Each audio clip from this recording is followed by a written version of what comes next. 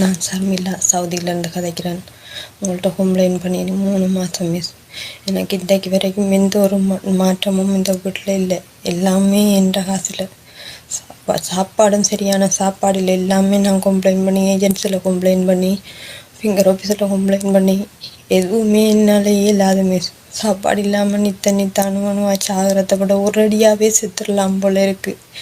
காய்ச்சல் வந்து 5 நாள் ஏனண்டு கூடி அவங்க கேட்கல. காலில் விழுந்து கத்தினேன் நான். எனக்கு கொண்டு போய் மருந்து எடுத்து தாங்க, நான் வேலை செய்கிறேன்னு, எனக்கு பிரச்சனை இல்லை, ஆனால் எனக்கு மருந்து எடுத்து தாங்கண்டு. இல்லை போய் நாங்கள் எடுத்து தர மாட்டேன், நீ சும்மா சொல்கிறா அண்டு ஏலா கடத்தி நேற்றெல்லாம் என்னால் துப்புரவா இயலாமல் என்ற காசில் கொண்டு போய் நான் மருந்து எடுத்து வந்தேன். நான் 252 ரூபா. நம்மளோட நாட்டு காசு கிட்டத்தட்ட 18,000 19,000 ரூபா காசு. என்ற பிள்ளையில் ஒரு மாதம் இருந்து சாப்பிட்ற காசு. நான் இங்கே சாமான் இல்லை, உடுப்பு இல்லை, சாப்பாடு இல்லை, ரூம் இல்லை. கடைசியாக சொன்னாங்க பரதமண்டா ஹாஸ்பிட்டலுக்கு கூட்டிகிட்டு போவோம், சாப்பாடு தருவோம், சம்பளம் போடுவோம்ண்டு. அப்போ அது கூட செய்யலைண்டு. அப்புறம் நானே என்ற காசில் அந்த 1125 ரூபாயில் மருந்து மடுக்கணும், உடுப்பு வாங்கணும், சாமான் வாங்கணும், எல்லாம் செய்யணுமாண்டா. அப்போ நான் என்ன மிஸ், எனக்கு புருஷனும் இல்லை, 2 பொம்பளை பிள்ளைகள், அம்மாவை நான் பார்க்கணும். இதுக்கு எனக்கு என்ன செய்யறேன்டே எனக்குண்டா விளங்குது இல்லாம சத்தியமா. இன்னொரு எந்த பொம்பளை பிள்ளைக்கும் இப்படி ஒரு நிலைமை வரக்கூடாது.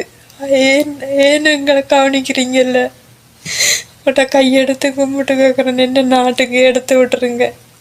நாட்டுக்கு வரேன், என்ற காசுலேயே நான் போகணும்டா, டிக்கெட் செஞ்சுட்டு வரேன். நான் எப்படி அணுவணுமா செத்து ஒரு நாள் நான் செத்தே போயிடுவேன்.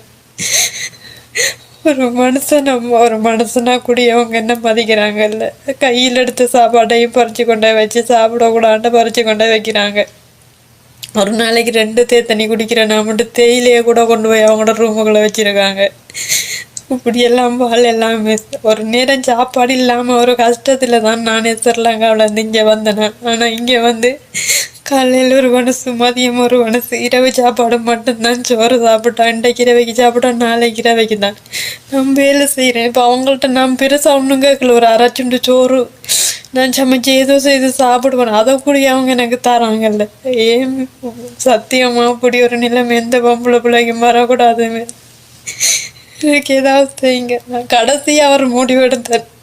உங்களுக்கு கடைசியாக உங்கள்ட்ட ஒன்று கேட்குறேன், உங்களால் 7 நாட்டிக்கு சொல்லுங்க, நான் இன்னையாவது செஞ்சு நான் செத்து போயிடுறேன். என்னால் அணுவணுவா சாகவே இல்லாது. உங்களை கையெடுத்து கும்பிட்டு கேட்குறேன், எனக்கு ஏதாவது ஒரு உதவி செய்யுங்க. எந்த பிள்ளைகளுக்காக நான் வாழணும்.